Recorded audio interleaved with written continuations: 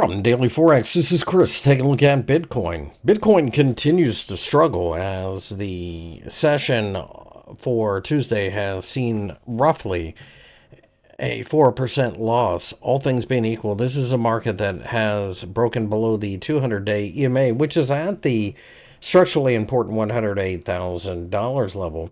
And now it looks like we're in a bit of a free fall toward the $100,000 level next, which is, of course, a large, round, psychologically significant level that a lot of people will be paying attention to due to the psychology and, of course, the previous support that had been seen back there during summer.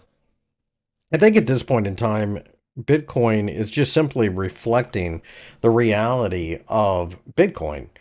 It is an institutional speculative asset now, and while I do think that the institutions will say Bitcoin sooner or later, this was a market that was betting on the idea that the Federal Reserve was going to start cutting rates every month, and the latest FOMC meeting at the press conference, Jerome Powell did in fact state that a December rate cut wasn't exactly a done deal. And that, of course, has people questioning things.